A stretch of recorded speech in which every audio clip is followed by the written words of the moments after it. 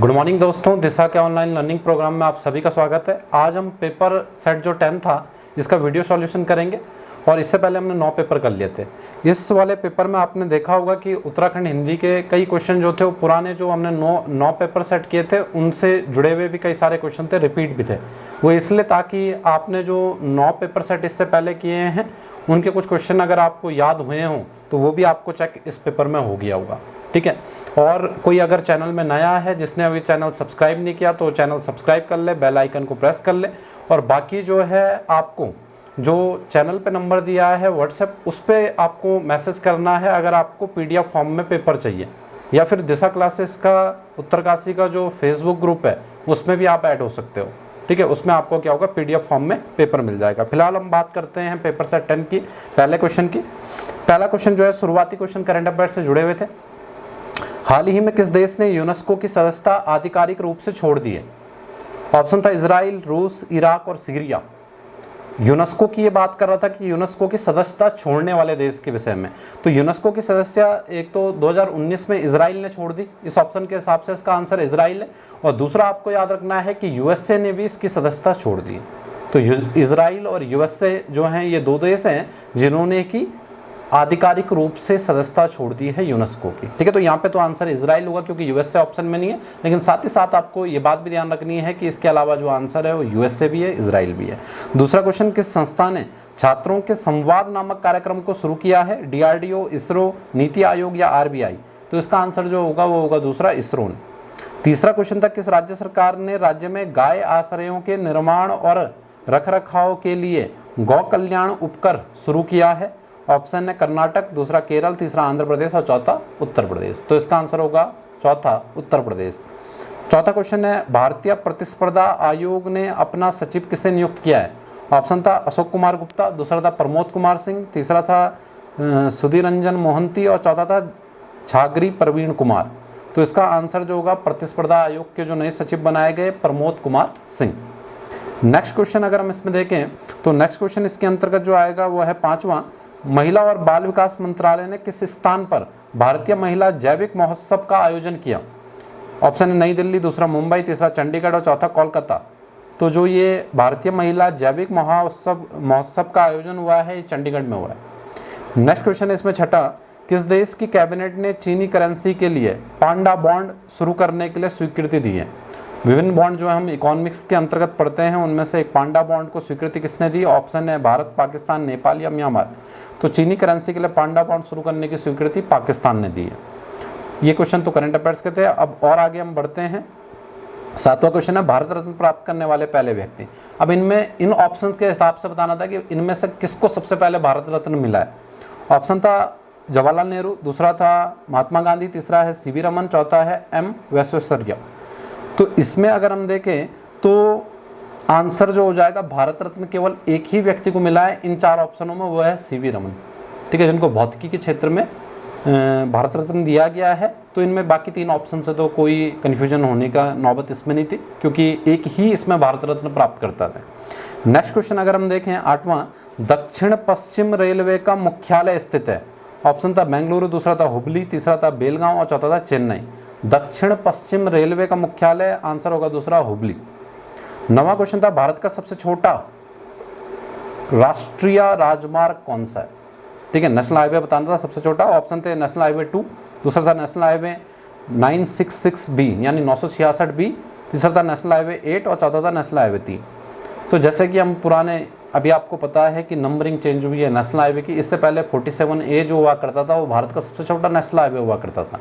अभी जो है नेशनल हाईवे 118 जो है सबसे छोटा है, लेकिन 118 यहाँ ऑप्शन में नहीं था। तो उसके बाद जो सबसे छोटा है तो आपको टिक करना था नेशनल हाईवे 966B, ठीक है। नेशनल हाईवे 118 जो सबसे छोटा है ये आसानी से जमशेदपुर के बीच में है, झारखंड में, ठीक है। तो सबसे छोटा नेशनल हाईवे जो है वो 118 है, लेकिन उसके बाद जो है वो नेशनल हाईवे 966B। तो इसमें आंसर जो होगा 966B हो जाएगा। 10वां क्वेश्चन था, तांबा का शत्रु तत्व कौन सा है? ऑप्शन था सल्फर, दूसरा था नाइट्रोजन, तीसरा कार्बन और चौथा हाइड्रोजन। तो इसका आंसर जो हो जाएगा सल्फर। 11वां क्वेश्चन है, निम्न में से कौन सा आधुनिक आवर्त सारणी का आधार है? ऑप्शन है परमाणु द्रव्यमान, दूसरा परमाणु क्रमांक, तीसरा परमाणु आयतन और चौथा इलेक्ट्रॉन आयतन। तो आधुनिक आवर्त सारणी जो है इसमें तत्वों को बढ़ते हुए परमाणु क्रमांक के क्रम में लगाया गया, जबकि जो पुरानी मेंडलीव की आवर्त सारणी थी उसमें बढ़ते हुए परमाणु भार के क्रम में लगाया गया था। तो जो आधुनिक आवर्त सारणी है इसका जो आधार हो जाएगा परमाणु क्रमांक हो जाएगा। ठीक हो गया। नेक्स्ट क्वेश्चन जो है 12वां, सिरोसिस बीमारी प्रभावित करती है। तो सिरोसिस का नाम सुना होगा आपने, इसे लीवर सिरोसिस कहते हैं। तो लीवर सिरोसिस से आपको पता लग रहा होगा किस अंग को ये प्रभावित करेगी, लीवर यानी कि क्या हो जाएगा, यकृत। तो इसका आंसर जो हो जाएगा यकृत हो जाएगा। 13वां क्वेश्चन है, निम्न में से कौन सा मस्तिष्क का सबसे बड़ा भाग है? ऑप्शन है प्रमस्तिष्क, मज्जा, पीयूष ग्रंथि या थैलेमस। तो इसमें आंसर जो हो जाएगा प्रमस्तिष्क हो जाएगा। 14वां क्वेश्चन है, ब्लीचिंग पाउडर का रासायनिक नाम क्या है? ऑप्शन है सोडियम बाइकार्बोनेट, दूसरा है कैल्शियम ऑक्सीक्लोराइड, तीसरा है कैल्शियम हाइड्रोक्साइड और चौथा है कैल्शियम कार्बोनेट। तो ब्लीचिंग पाउडर का जो रासायनिक नाम होगा ये होगा दूसरा कैल्शियम ऑक्सीक्लोराइड। नेक्स्ट क्वेश्चन है 15वां, निम्न में से किसकी भेदन क्षमता सबसे कम?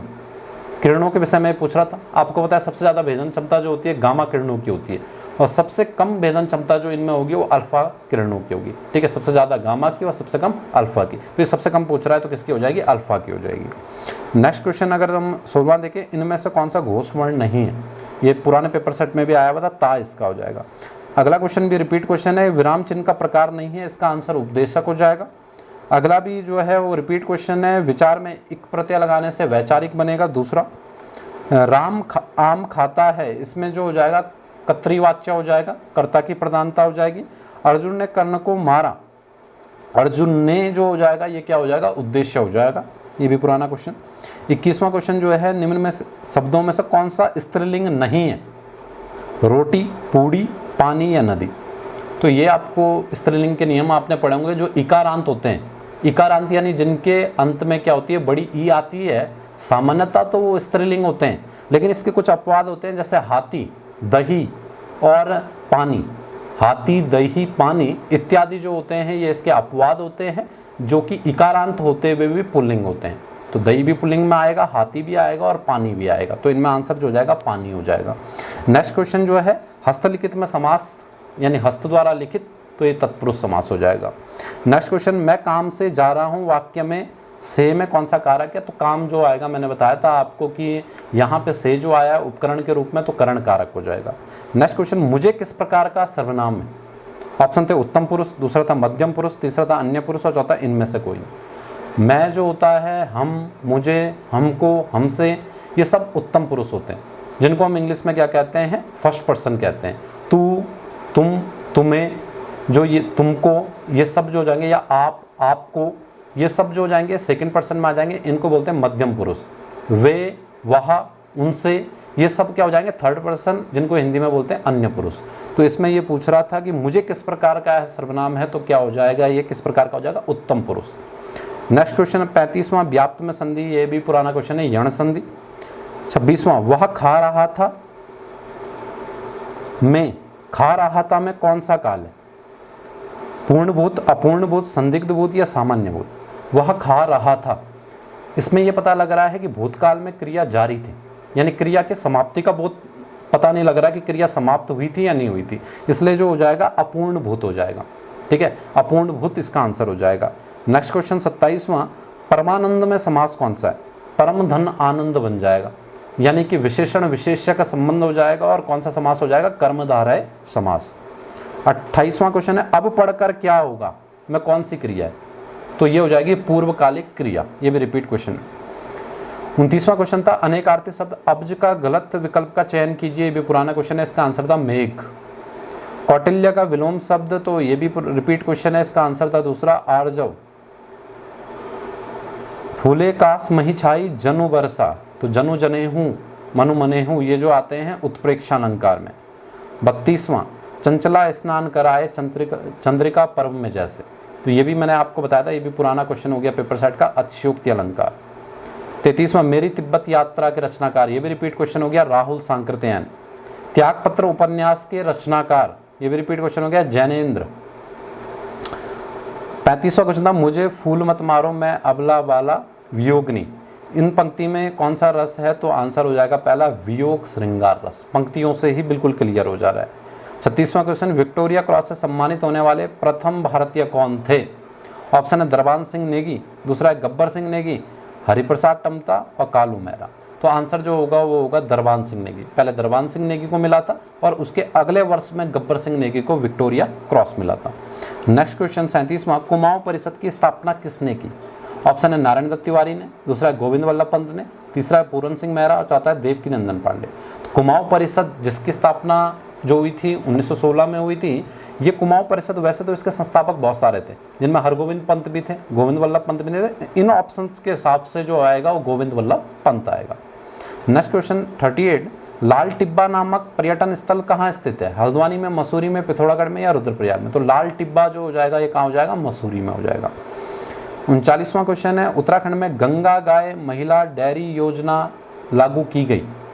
ऑप्शन है बीसी खंडूरी द्वारा, एनडी तिवारी द्वारा, हरीश रावत द्वारा या भगत सिंह कोश्यारी द्वारा। तो गंगा गाय महिला डेयरी योजना जो है ये हरीश रावत द्वारा शुरू की गई थी। नेक्स्ट क्वेश्चन 40वां, कौशिक समिति ने प्रस्तावित उत्तराखंड राज्य में कितने मंडलों की स्थापना की सिफारिश की थी? ऑप्शन है 2 मंडल, 3 मंडल, 4 मंडल, उपरोक्त में से कोई नहीं। तो ये क्वेश्चन जो है पहले सींचपाल वाले पेपर में आ चुका है और इसका आंसर जो होगा वो 3 मंडल होगा।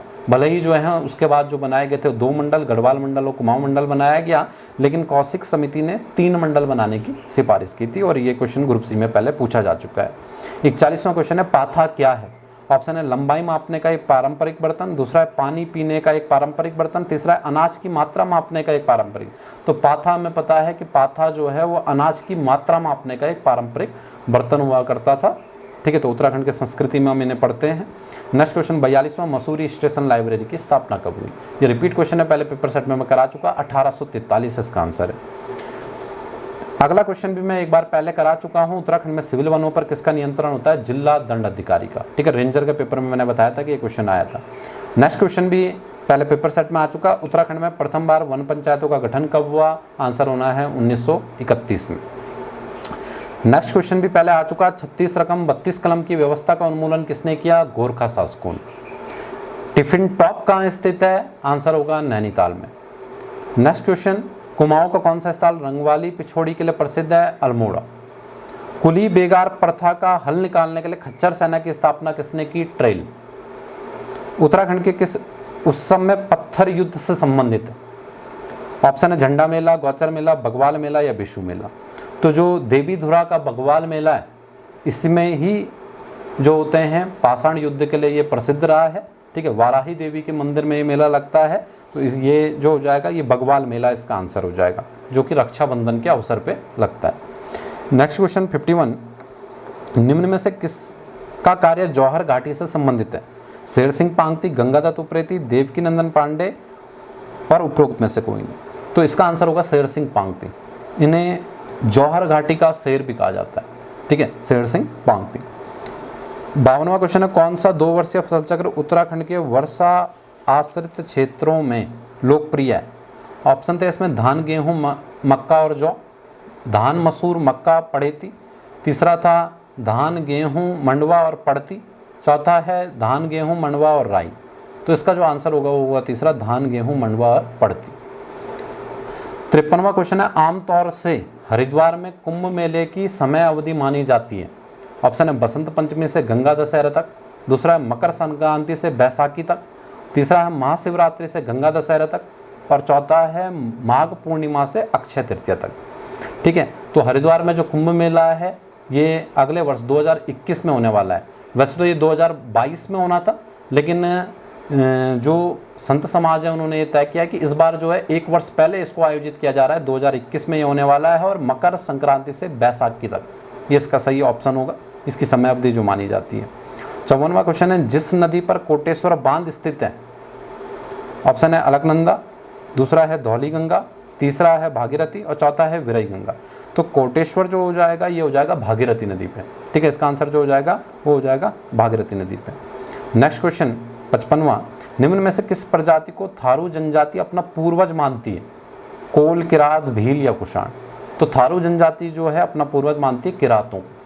जब हम पुरातन जनजातियों को देखते हैं तो सबसे पहले कोल आते हैं, फिर किरात आते हैं, ठीक है, फिर खस आते हैं, ये पुरातन जनजातियों में शामिल हो जाते हैं। और उसके बाद हम अभी की जो जनजातियां देखते हैं उनमें जौनसारी, थारू, बोक्सा, इस टाइप से राजी, इनको हम पढ़ते हैं। 56वां क्वेश्चन जो है, कमलेश्वर मंदिर कहाँ स्थित है? श्रीनगर, रुड़की, काशीपुर या धारचूला। तो कमलेश्वर मंदिर जो है श्रीनगर में स्थित है। खड़दीपक पूजा जो यहाँ पे होती है निसंतान दंपतियों के लिए जो खास महत्व रखती है, उससे संबंधित जो मंदिर है वो कमलेश्वर मंदिर है श्रीनगर का। 57वां क्वेश्चन है, नैनीताल की खोज किस ब्रिटिश यात्री ने की थी? तो ये बहुत ही सरल है, पीटर बैरन ने। 58वां क्वेश्चन, निम्न में से कौन सी जनजाति भूमियाल देवता की पूजा करती है? थारू, बोक्सा, जाट या भोटिया। तो इसका आंसर जो हो जाएगा वो हो जाएगा कौन सा? भोटिया। नेक्स्ट क्वेश्चन, वंदे मातरम योजना का संबंध किससे है? भूतपूर्व सैनिकों से, दूसरा राज्य आंदोलनकारियों से, तीसरा गर्भवती महिलाओं से और चौथा विकलांगजनों से। तो वंदे मातरम योजना जो है ये संबंधित है गर्भवती महिलाओं से। 60वां क्वेश्चन, भारतीय संविधान में 9वीं अनुसूची परिवर्धित हुई यानी कब जोड़ी गई? ऑप्शन है प्रथम संविधान संशोधन द्वारा, दूसरी है 8वें संविधान संशोधन द्वारा, तीसरा है 9वें संविधान संशोधन द्वारा और चौथा है 42वें संविधान संशोधन। तो जैसे कि हमें पता है कि मूल संविधान में अनुसूचियों की संख्या 8 थी, लेकिन वर्तमान में 12 है। और 9वीं अनुसूची जो थी वो प्रथम संविधान संशोधन जो हुआ था 1951 में, उसके द्वारा जोड़ी गई थी। कौन सी? 9वीं अनुसूची। ठीक है। उसके बाद 10वीं अनुसूची जो थी 52वां संविधान संशोधन, 11वीं अनुसूची 73वां संविधान संशोधन और 12वीं अनुसूची 74वें संविधान संशोधन के तहत जोड़ी गई है। नेक्स्ट क्वेश्चन अगर हम देखें 61वां, 2002 में लोकायुक्त की स्थापना करने वाला भारतीय राज्य कौन सा था? उत्तर प्रदेश, बिहार, उत्तराखंड, झारखंड। तो आंसर जो हो जाएगा उत्तराखंड इसका हो जाएगा। 62वां क्वेश्चन, निम्न में से दलीय व्यवस्था किस एक व्यापक व्यवस्था का अंग है? सामाजिक व्यवस्था, आर्थिक व्यवस्था, अंतर्राष्ट्रीय व्यवस्था या राजनीतिक व्यवस्था। तो दलीय व्यवस्था हम देखते हैं कि विभिन्न दलों का होना, एक दलीय व्यवस्था, द्विदलीय व्यवस्था और बहुदलीय व्यवस्था, ये किसका अंग हो गया? राजनीतिक व्यवस्था का अंग हो जाता है। नेक्स्ट क्वेश्चन 63वां, निम्न में से कौन पंचायतों की संरचना से संबंधित उपबंध करने के लिए अधिकृत है? ऑप्शन है राज्य का राज्यपाल, दूसरा है राज्य का विधानमंडल, तीसरा है भारत की संसद और चौथा है भारत का राष्ट्रपति। तो पंचायती राज जो है ये राज्य सूची का विषय है और राज्य सूची का विषय होने के नाते इस पे जो भी कानून बनाएगा ये राज्य का विधानमंडल बनाएगा। नेक्स्ट क्वेश्चन 64, निम्न में से किसने राष्ट्रपति शासन को मृत पत्र की संज्ञा दी? ऑप्शन है जवाहरलाल नेहरू, दूसरा भीमराव अंबेडकर, तीसरा के.एम. मुंशी और चौथा बी.एन. राव।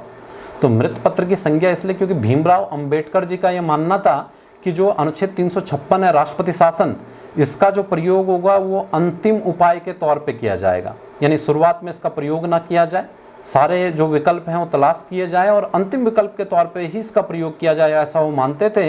इसलिए उन्होंने कहा था कि ये जो शक्ति है मृत पत्र की संज्ञा उन्होंने दे दी थी। तो ये भीमराव अंबेडकर जी का कथन है। नेक्स्ट क्वेश्चन 65, मार्च 2018 में भारत के किस राज्य ने अपने राज्य ध्वज का अनावरण किया है? ऑप्शन है पश्चिम बंगाल, दूसरा महाराष्ट्र, तीसरा केरल, चौथा कर्नाटक। तो इसका आंसर जो है कर्नाटक है। काफ़ी चर्चाओं में भी उस समय रहा था, विवादित ये रहा था। ठीक है। तो कर्नाटक ने अपना जो था वो राज्य ध्वज का अनावरण कर दिया था। नेक्स्ट क्वेश्चन है 66, भारतीय संविधान की 8वीं अनुसूची में वर्तमान में कुल कितनी भाषाएं हैं? ऑप्शन है 16, दूसरा 18, तीसरा 20 और चौथा 22। तो वर्तमान में जो है 22 भाषाएं हैं। शुरुआत में जो थी 14 भाषाएं थी और मूल संविधान में जुड़ने वाली जो पहली भाषा थी वो सिंधी थी। ठीक है। अभी जो है 22 भाषाएं इसमें मान्यता प्राप्त है। 8वीं अनुसूची में इन्हें जगह दी गई है। नेक्स्ट क्वेश्चन है 67, 10वीं पंचवर्षीय योजना की अवधि क्या थी? ऑप्शन है 2002 से 2007, दूसरा है 2001 से 2006, तीसरा है 2000 से 2005 और चौथा है 2003 से 2008। तो 10वीं पंचवर्षीय योजना की जो अवधि थी इसका आंसर होगा पहला 2002 से 2007। 68 क्वेश्चन है, राष्ट्रीय कौशल विकास एवं उद्यमिता नीति किस वर्ष शुरू की गई? ऑप्शन है 2013, दूसरा 2014, तीसरा 2015 और चौथा 2016। तो राष्ट्रीय कौशल विकास एवं उद्यमिता नीति जो शुरू की गई है 2015 में शुरू की गई। नेक्स्ट क्वेश्चन 69, निम्न में से किस देश की कृषि को मानसून का जुआ कहा जाता है? ऑप्शन है भारत, दूसरा है सऊदी अरब, तीसरा है पाकिस्तान और चौथा है चीन। क्योंकि भारत जो है एक कृषि प्रधान देश है और भारत में अभी सिंचाई व्यवस्था जो है वो पर्याप्त रूप से विकसित नहीं हो पाई है, इसलिए आज भी भारत में जो कृषि है वो काफ़ी हद तक सिंचाई के लिए हम वर्षा पे निर्भर रहते हैं और वर्षा के लिए हम जो है मानसून पे निर्भर रहते हैं। और मानसून जो है वो भारतीय मानसून में कई फैक्टर काम करते हैं। कभी मानसून जो है वो जल्दी आता है, कभी देरी से आता है, कभी हल्का आता है। ठीक है। तो ऐसे में ये माना जाता है कि भारतीय कृषि को मानसून का जुआ कहा जाता है। तो इसका आंसर भारत हो जाएगा। 70 क्वेश्चन जो है, फ्यूजिटिव इकोनॉमिक ऑफेंडर बिल 2017 किस मंत्रालय द्वारा पारित किया गया?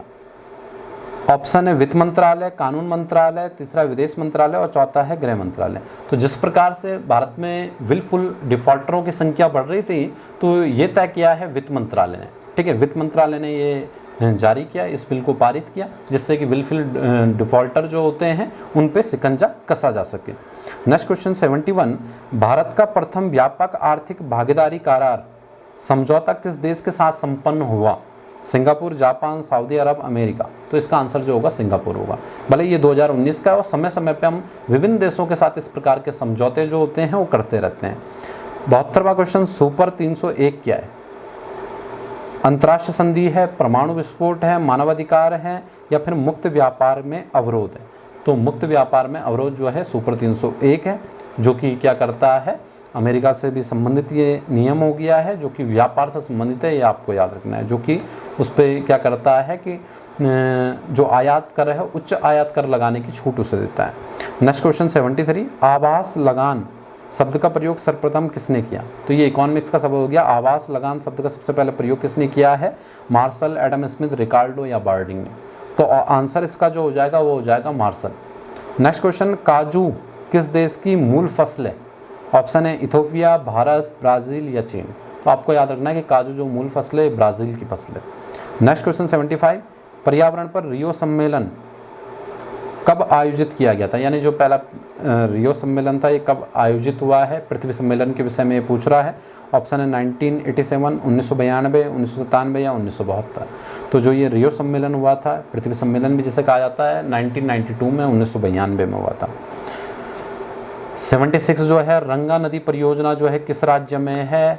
असम, अरुणाचल प्रदेश, सिक्किम या पश्चिम बंगाल। इसका आंसर जो होगा अरुणाचल प्रदेश होगा। 77 जो है, गंगा डॉल्फिन को किस वर्ष राष्ट्रीय जलीय जीव घोषित किया गया? 2008, 2009, 2011 या 2012। गंगा को राष्ट्रीय नदी घोषित किया गया 2008 में और गंगा की डॉल्फिन को राष्ट्रीय जलीय जीव घोषित किया गया 2009 में। तो इसका आंसर होगा 2009। 78 है, सिंगरौली कोयला क्षेत्र किस राज्य में स्थित है? मध्य प्रदेश, उत्तर प्रदेश, झारखंड या उड़ीसा। तो सिंगरौली जो क्षेत्र है ये मध्य प्रदेश में स्थित है और कोयले के लिए प्रसिद्ध है। 79 क्वेश्चन, हिंदू महिला संपत्ति अधिनियम किस वायसराय के समय लाया गया था? ऑप्शन है Lord Irwin, Lord Linlithgow, Lord Canning या लॉर्ड चैम्सफोर्ड। तो ये आपको याद रखना है कि हिंदू महिला संपत्ति अधिनियम जो आया था लॉर्ड लिनलिथगो के समय पे लाया गया था। नेक्स्ट क्वेश्चन है 80, किसने भारतीय राष्ट्रीय कांग्रेस के विरुद्ध अनुनय, विनय और विरोध की राजनीति को दोष लगाया? ऑप्शन है बीजे तिलक, मोहम्मद अली जिन्ना, सुभाष चंद्र बोस या एनी बेसेंट। तो ये वो दौर है बंगाल विभाजन से पहले का, जिस समय नरम दल और गरम दल का विभाजन जो था वो होने वाला था। और जो ये अनुनय विनय वाली नीति थी ये नरम दल की थी और उस समय इसके सबसे बड़े विरोधी जो थे वो बाल गंगाधर तिलक थे। तो आंसर जो होगा वो बाल गंगाधर तिलक हो जाएगा। 81 क्वेश्चन जो है, अमृत बाजार पत्रिका की स्थापना किसने की? स्थापना यानी कि इस पत्रिका को शुरुआत करने वाले। ऑप्शन है गिरीश चंद्र घोष, दूसरा है हरीश चंद्र मुखर्जी, तीसरा है SN बनर्जी और चौथा है शिशिर कुमार घोष। तो अमृत बाजार पत्रिका जो शुरुआत करने वाले थे शिशिर कुमार घोष आंसर हो जाएगा। नेक्स्ट क्वेश्चन 82, निम्न में से किसने 1857 के विद्रोह को एक षड्यंत्र की संज्ञा दे दी थी? ऑप्शन है जेम्स आउट्रम, दूसरा है जॉन के, तीसरा है जॉन लॉरेंस और चौथा है TR होम। तो 1857 के विद्रोह के विषय में हम देखते हैं कि कई भारतीयों ने कथन दिए, कई विदेशियों ने कथन दिए और जो ये षड्यंत्र की संज्ञा दी गई जेम्स आउट्रम के ने ये संज्ञा दी थी। तो इसका आंसर होगा जेम्स आउट्रम। 83 है, जहांगीर ने अपनी आत्मकथा किस भाषा में लिखी? ऑप्शन है तुर्की, फारसी, उर्दू और हिंदी। तो जैसे हम देखते हैं कि मुग़ल बादशाहों में 2 मुग़ल बादशाहों की आत्मकथाएं सामने आई थी, जिनमें बाबर की आई थी जो तुर्की भाषा में थी, दूसरी जहांगीर की थी जो किस में थी? फारसी भाषा में थी। तो दोनों क्वेश्चन आपको ध्यान रखने हैं। तो ये फारसी इसका आंसर हो जाएगा। 84 है, तुर्कों ने सर्वप्रथम किस भारतीय शासक को पराजित किया था? ऑप्शन है दाऊद, दूसरा है राजा हरिदत्त, तीसरा है भीम प्रथम और चौथा है जयपाल। तो तुर्कों ने सबसे पहले जिस शासक को पराजित किया था वो था जयपाल। नेक्स्ट क्वेश्चन 85, विक्रमशिला विश्वविद्यालय की स्थापना बंगाल के किस शासक ने की? ऑप्शन है देवपाल, दूसरा है कुमारगुप्त, तीसरा है धर्मपाल और चौथा है गोपाल। तो जब हम इसमें देखते हैं उस समय के प्राचीन भारत के विश्वविद्यालयों के विषय में सबसे पुराना तक्षशिला विश्वविद्यालय होता है। फिर हम जब बंगाल का पाल वंश देखते हैं तो उनमें धर्मपाल ने स्थापना की थी विक्रमशिला विश्वविद्यालय की, गोपाल ने उदानपुरी विश्वविद्यालय की, ठीक है, और उसी प्रकार से जब कुमारगुप्त का काल आता है तो वो नालंदा विश्वविद्यालय की स्थापना करता है। तो इसमें जो उसने पूछा है वो उसने विक्रमशिला विश्वविद्यालय के विषय में पूछा है, इसका आंसर धर्मपाल हो जाएगा। नेक्स्ट क्वेश्चन 86 ग्रीन चैनल क्या है? ऑप्शन है दूरदर्शन चैनल है, आकाशवाणी चैनल है, डाक सेवा है या फिर टेलीफोन सेवा है। तो इसका आंसर जो होगा डाक सेवा हो जाएगा। नेक्स्ट क्वेश्चन 87 मोहिनी अट्टम मूल रूप से किस राज्य में जन्मा और विकसित हुआ है? ठीक है, एक प्रकार का लोक नृत्य है और ये बताना था किस राज्य में इसका यानी कि मूल है। ऑप्शन था केरल, आंध्र प्रदेश, तमिलनाडु और उड़ीसा। तो मोहिनी अट्टम को आपको याद रखना है कि किस राज्य से संबंधित है, केरल से। नेक्स्ट क्वेश्चन अगर हम देखें, भारत में रेडियो प्रसारण का प्रारंभ किस वर्ष हुआ? ऑप्शन 1927, 1930, 1936 या फिर 1957। ठीक है, तो रेडियो प्रसारण का प्रारंभ आंसर होगा पहला 1927 में। 89 जो है महान हिंदू विधि निर्माता थे। ऑप्शन है कपिल, कौटिल्य, मनु या वात्स्यायन। तो भारत में पहले जो विधि निर्माता माने जाते हैं प्राचीन में, वो माने जाते हैं कौन? मनु। ठीक है, जिन्होंने लिखी थी कौन सी? मनु स्मृति। ठीक हो गया। नेक्स्ट क्वेश्चन 90 दूरदर्शन की प्रथम समाचार वाचिका कौन थी? ऑप्शन है सलमा सुल्तान, अविनाश और सरीन, शोभना जगदीश या फिर प्रतिमा पुरी। तो ये क्वेश्चन बड़ा ही सिंपल सा है, प्रतिमा पुरी इसका आंसर हो जाएगा। 91 क्वेश्चन है कथक कहाँ की नृत्य शैली है? ऑप्शन है मणिपुर, उड़ीसा, केरल, उत्तरी भारत। तो मेन रूप से कथक वगैरह जो है यूपी वगैरह, यानी कि ये हो जाएगा उत्तरी भारत। किस काल की लिपि को चित्राकार लिपि कहा जाता है? ऑप्शन है सिंधु काल, मौर्य काल, वैदिक काल या गुप्त काल। तो आंसर जो हो जाएगा सिंधु काल, क्योंकि जो सिंधु काल था यानी हड़प्पा सभ्यता थी, उसमें भाव चित्रात्मक लिपि थी जिसमें कि कुछ कीलाकार आकृतियाँ बनी होती थी, अक्षर बने होते थे। ठीक है, इसलिए इसको चित्राकार लिपि भी कहा जाता है। 93 अगर हम देखें क्वेश्चन, निम्न में से कौन सा वेब ब्राउज़र के लिए एक उदाहरण है? ओपेरा, स्टारवर्क्स, गूगल एक्स या फिर ओडिला। तो इनमें से वेब ब्राउज़र जो हो जाएगा वो ओपेरा मिनी हो जाएगा। ओपेरा मिनी आपने देखा होगा, वेब ब्राउज़र है। नेक्स्ट क्वेश्चन 94 कंप्यूटर की लाइट जलने के बाद उसे कार्याशी बनाने की प्रक्रिया को क्या कहा जाता है? यानी कि जो स्टार्टिंग की प्रक्रिया होती है कंप्यूटर की जब हम उसे ऑन करते हैं। ऑप्शन है सप्लीकेशन, दूसरा है सिस्टम, तीसरा है बूट स्ट्रैप और चौथा है स्ट्रैप। तो वो क्या प्रक्रिया हो जाती है? बूटिंग की प्रक्रिया उसे बोलते हैं। तो बूट स्ट्रैप इसका आंसर हो जाएगा। इसके बाद जो है रीजनिंग के क्वेश्चन थे। 95 जो था सहयोग, बचाओ, प्रार्थना, इसका हो जाएगा सहायता। ठीक है। 96 जो था वो सीरीज वाला क्वेश्चन था, इसका आंसर आएगा 235। 97 एक पेड़ में सदैव होता है, इसमें मोस्ट सुटेबल आपको ढूंढना होता है। शाखा, पत्ती, फल था, जड़। ठीक है, इसका आंसर जो होगा जड़ होगा। मोस्ट सुटेबल आंसर इस टाइप के क्वेश्चनों में आपको ढूंढने होते हैं। 98 जो था ब्लड रिलेशन से संबंधित था, इसका आंसर होगा भतीजी। 99 कोडिंग डिकोडिंग का क्वेश्चन था, इसका आंसर होगा पहला FSPT। और 100 जो था ये भी बड़ा सिंपल सा क्वेश्चन था, इसका आंसर होगा 3। तीसरा ऑप्शन हो जाएगा 3। तो इस टाइप से अगर रीजनिंग के किसी क्वेश्चन में आपको कोई दिक्कत हुई है तो आप व्हाट्सएप मैसेज के माध्यम से पूछ सकते हो, आपको इसका सॉल्यूशन बताया जाएगा कि किस प्रकार से ये सॉल्व हुआ है। ठीक है, ये क्वेश्चन थोड़ा सा रिपीट क्वेश्चन इसमें ज़्यादा थे, ताकि जितने आपने क्वेश्चन पढ़े, क्या आपकी स्मृति इतनी है कि आपने 20-30 दिनों में जो क्वेश्चन अगर पढ़े हैं, जो लगातार पेपर दे रहे हैं, उन्हें वो क्वेश्चन याद है या नहीं। इसके बाद जो होंगे हम पेपर सेट 11 की बात करेंगे। ठीक है, तो पेपर सेट 11 की बात इसके बाद होने वाली है। और आज के लिए जो है पेपर सेट 10 के 100 क्वेश्चन हो चुके हैं, तो आज के लिए इतना ही। इसके बाद पेपर सेट 11 की हम बात करेंगे। धन्यवाद।